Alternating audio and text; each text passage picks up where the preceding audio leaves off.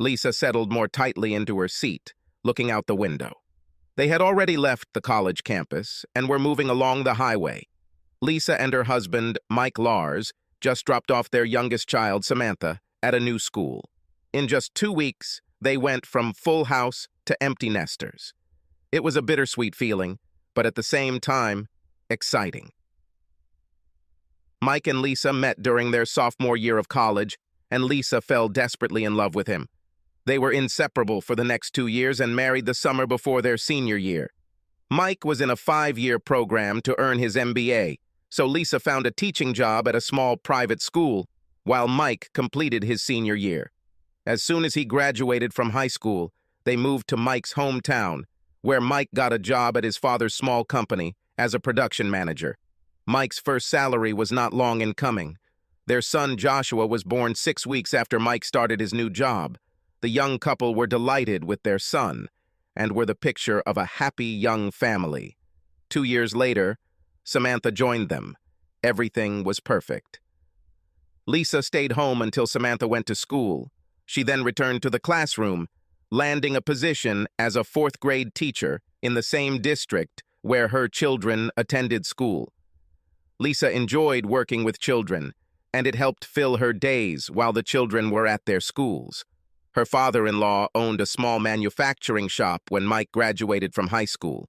The elder Lars was a remarkable engineer whose shop produced high-quality specialty parts for various industries, including space applications. Their niche is low production volume, high quality, with good unit costs. Low volumes meant higher unit costs, but Lars Manufacturing regularly beat its competitors on quality, even at higher prices. Mike and his dad made a great team. While John Lars was an excellent engineer, he was not an accomplished businessman. Mike knew enough engineering to reason intelligently, but he did not inherit his father's gift and passion. However, Mike was an excellent businessman. Mike handled sales, negotiations, and supply chain, leaving his father free to design and invent. Mike was able to keep prices down while John maintained quality. Together, they turned Lars Manufacturing into a leader in its niche. Tragedy struck 6 years ago when John Lars suffered a massive seizure and died at his desk. He was only 55 years old, but he was overweight and smoked. He has been vocal about how eating and smoking helps him focus on his projects. This may have been true, but it most likely cost him his life. Mike took full control of the business and hired 3 young engineers to replace John. 2 of these engineers were competent workers. The third, Tony Gillies, showed the same creative spark as John. 2 years later, Tony was named Director of Engineering and created much of the same partnership that Mike had with his father. The biggest difference was that John and Mike were one family and shared the responsibility of owning the company. Now that John is gone, Mike is the full owner of the company. This resulted in Mike working longer hours and traveling more than before. Lisa looked at her husband. At 40 years old, Mike still looked good. He learned from his father's example. His dark hair was slightly gray, and he kept himself in shape. Never a runner, Mike preferred water sports, such as rafting and scuba diving, to stay active. Lisa never liked getting wet, but she enjoyed lying in the boat while Mike and their 2 children went diving. It's not like Lisa let herself go. Long hours at the gym doing Pilates, Zumba, and yoga kept her in great shape. Lisa's toned figure, B-cup breasts, and toned ass turned heads wherever she went. As a 4th-grade teacher, Lisa was popular with dads at back-to-school parties. It was a surprise that the kids went straight to college. Josh graduated 3rd in his class and was accepted into the same engineering school his grandfather attended. This school emphasized practice and forced students to complete 3 6-month internships over the course of a 5-year program. Josh will graduate with a master's degree in nuclear engineering in 5 years if he stays on schedule. Yes, where his grandfather focused on practical engineering, Josh wanted something a little more colorful. But Josh wasn't a surprise. It turned out to be Samantha. Sam graduated from high school a full 2 years early and pushed her older brother to 2nd place in their graduating class. Josh just laughed and was proud of his little sister. Sam had studied incredibly hard the last 3 years to graduate early, and he said she deserved it. Josh, however, teased her a little for missing valedictorina's place, academic title awarded to the most successful student in the graduating class of an academic institution, translasak, because of a B+ in art class. Now Sam was starting a pre-med and molecular biology program at an Ivy League school. Lisa was happy for her daughter, but sad that she would not be able to see her daughter attend a traditional high school. Lisa was a little biased, but she was sure that her daughter, at 18 years old, would be the undoubted winner in the fight for the title of prom queen. They had grown apart a bit over the past few years, and part of Lisa wished she could have had those 2 years to reconnect with Sam. Lisa, without saying a word, turned and looked out the window again. Now everything will be completely different. The next few weeks will be tough for everyone. But it had to happen. Any regrets? Mike asked. Lisa sighed. Some, but I will live with them. It's time for a new chapter in our lives. Mike laughed. You speak as if we are dying. With instant messaging and Skype, it will be almost as if the kids had never left. It's true, Lisa agreed. Over the next 4 hours of driving, Lisa and Mike carried on the casual conversations of a long-married couple. Neighbor gossip, chores, and other mundane things. Today was Thursday, and Mike took Friday off to do some things around the house, so Lisa was loading up a list of things that needed to be done. Finally, they arrived home, and Mike drove the minivan into his nest in the garage. Typically, the 3-car garage contained a 2-year-old minivan, Mike's Camry, and a 2013 Corvette that Mike bought himself. The Vette was a point of contention for Lisa. Mike just showed up with her one night 2 years ago without saying a word to her. Mike said it was a gift from the company that signed its largest contract to date, with a major contractor under the NASA contract. Technically, it belonged to the company, so Lisa had little reason to complain. The kids liked it immediately. As soon as the minibus was parked, Lisa pulled her slightly sore body out of it. 8 hours in the car today, dragging all of Sam's things into her dorm, and wild sex the night before, had left Lisa dying to take a hot shower and get into bed. I need to go get some milk, Mike said, also getting out of the minivan. Lisa moaned. Why didn't you stop on the way here? Their house was 10 minutes from town, and they passed 2 stores after getting off the highway. You looked like you needed to get home, and I didn't mind. Lisa felt a small bubble of gratitude that Mike was paying attention. At times, he was such a good person. I'll take the Vette. The evening is gorgeous, and driving is much more fun than in this minivan. Lisa waved it off. Before Lisa had time to enter the house, Mike was already sitting in the car and driving out of the garage. With the V8 roaring, he was gone. Lisa went up to her room and undressed to take a shower. She felt like she was missing something. Mike was such a great guy. In many ways, he was the ideal husband and father. But soon he will be gone, and Lisa will go to a new life. 3 years ago, Mike's constant travel began to bother her. Things were going well in the company, the children were wonderful, but Lisa felt lonely.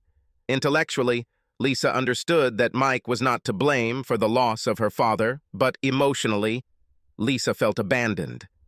One evening, while Mike was out and the kids were out with friends, Lisa went to a restaurant with some fellow teachers.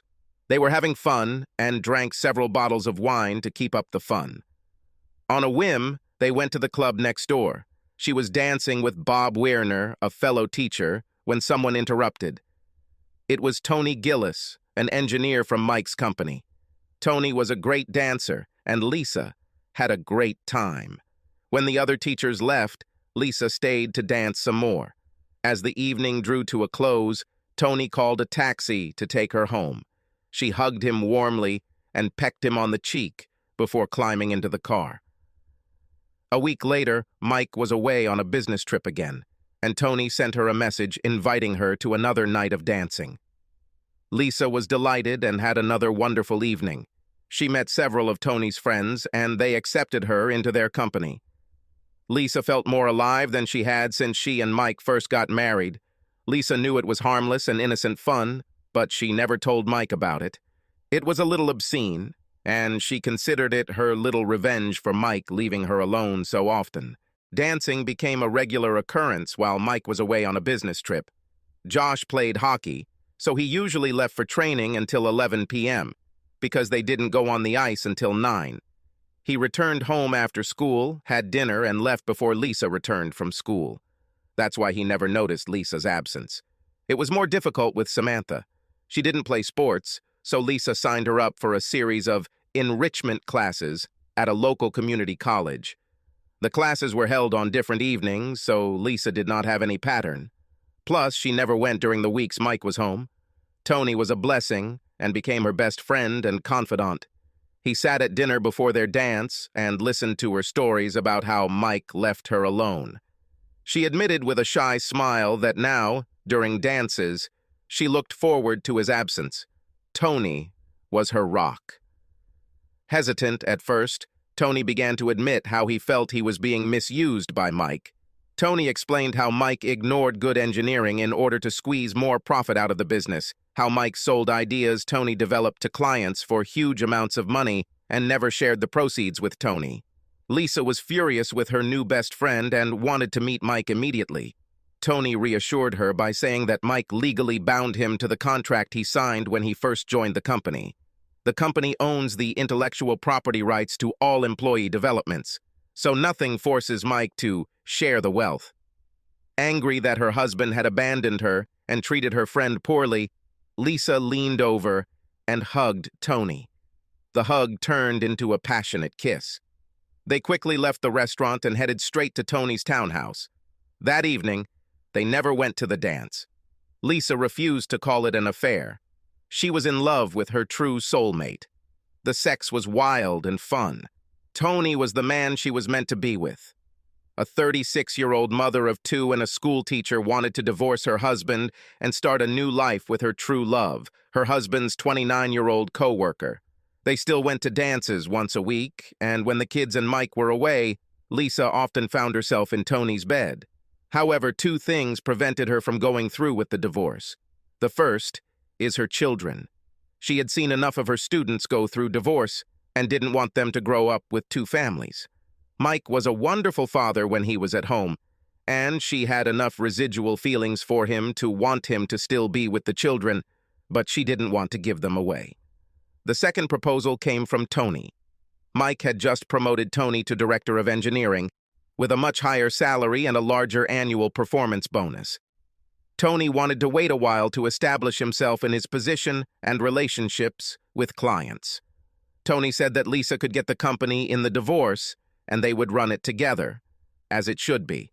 Tony argued that the engineering and production staff would support Tony over Mike, who was considered the absentee boss. Together, the lovers developed a plan for their future and support. They waited until Samantha graduated from school before moving forward with their plan. At the same time, Tony will develop his support among employees so that they are ready when the time comes. Lisa came out of the shower naked. For the first time all day, her muscles were relaxed. The night before, she and Tony had celebrated Sam's departure for school, and her lover had driven her to the point of exhaustion. Sam's early graduation allowed them to move up their plan by 2 whole years, and Tony was very happy. The hot water and lotions worked wonders, and now she was ready to crawl into bed. Hopefully, Mike wouldn't want to celebrate with her today. Wrapping a large fluffy towel around her body, Lisa walked into the large dressing room she shared with Mike. She grabbed her robe and turned to leave, but suddenly froze. She turned to look into the closet. All of Mike's things were gone. Lisa ran over to Mike's dresser and saw that the top had been cleared. She opened the drawers. They were also empty. All of Mike's personal belongings were also missing from the bathroom. Lisa ran down the stairs and saw nothing wrong in the kitchen.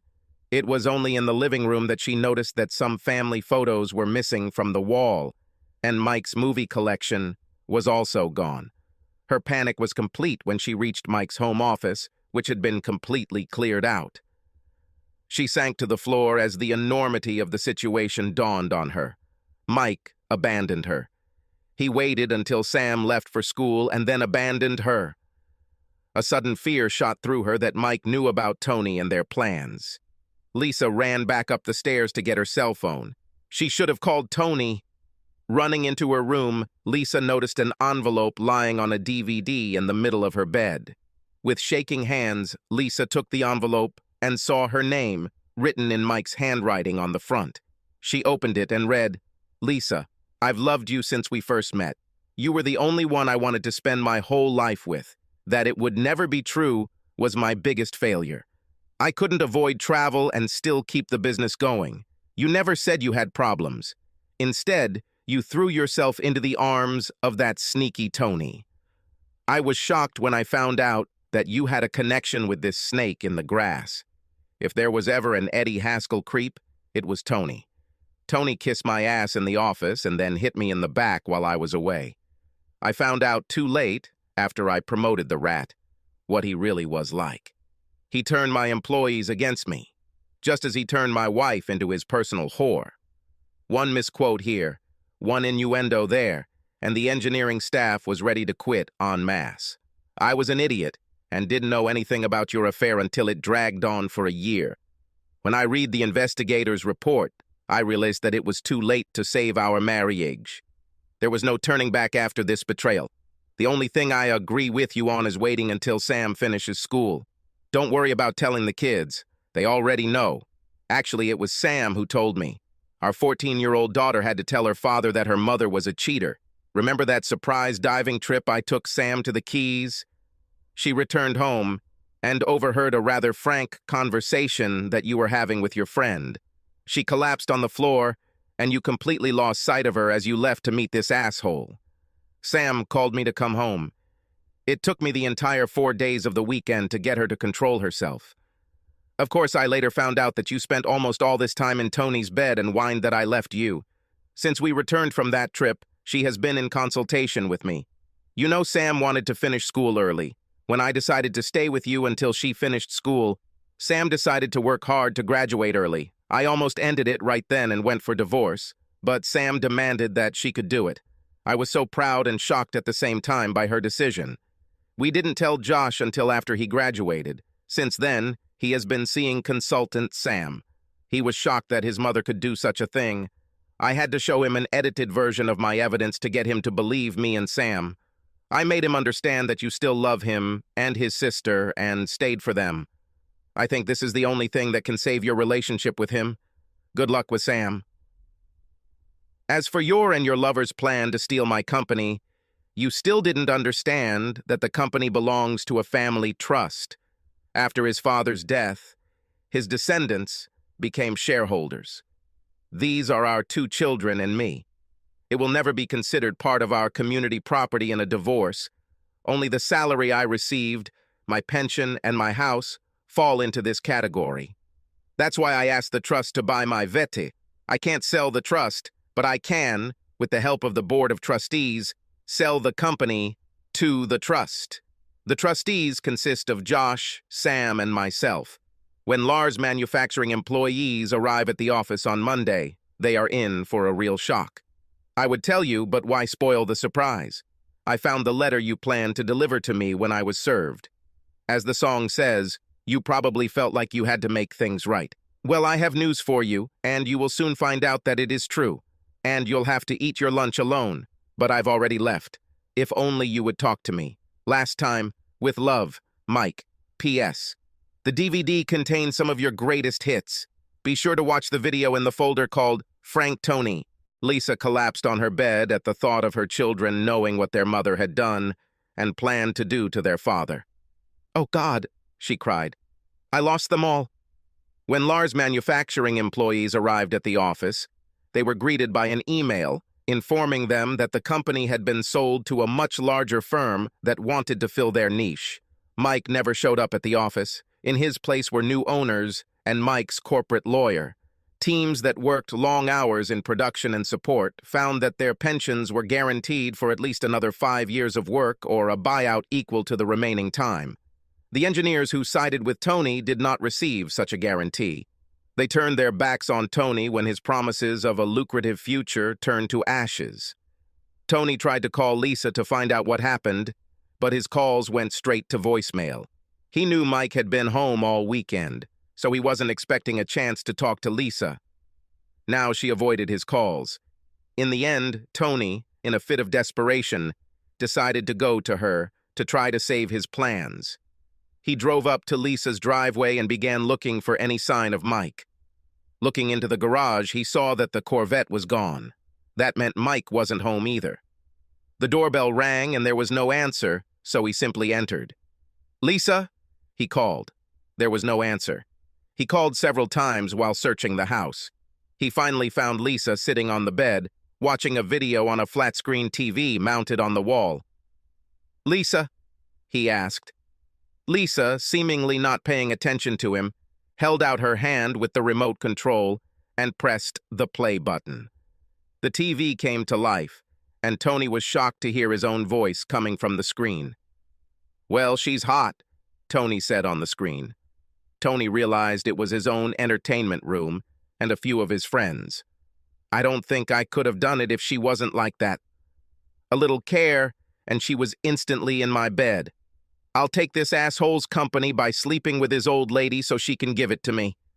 Then, I will wait a few years and do the same with his daughter. She's hot, but I can't do this with a teenager." This was met with rude laughter and vulgar sentences shouted by his friends. Tony remembered when the video was recorded. This was 8 months ago. On the same day, it was announced that the 16-year-old in question would be allowed to graduate from school that year. Tony was so glad that his plans had moved forward 2 whole years.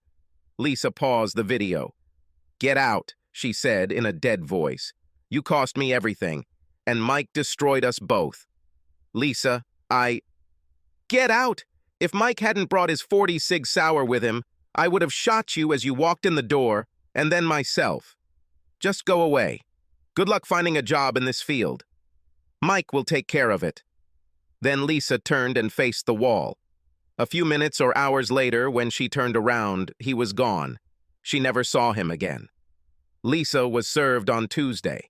She wasn't surprised to see that Mike was completely fair in his divorce proposal, 50-50, with her keeping the $1.2 million house and Mike taking most of their long-term investment. A lump sum balanced between the current value of his pension and her pension received from the school district. An educational trust that covered the children's education and expenses. But for this justice, there will be no alimony and no other contacts. In return, the videos will never see the light of day. Mike would have full custody of Sam, but she would be away at college for most of the year, so it was almost a moot point. However, a personal note from Sam said she refused to be forced to spend the next 2 years of school holidays with my mum and her lover. Reading those words, written in her sweet daughter's handwriting, was even worse than those damn videos. What has she done?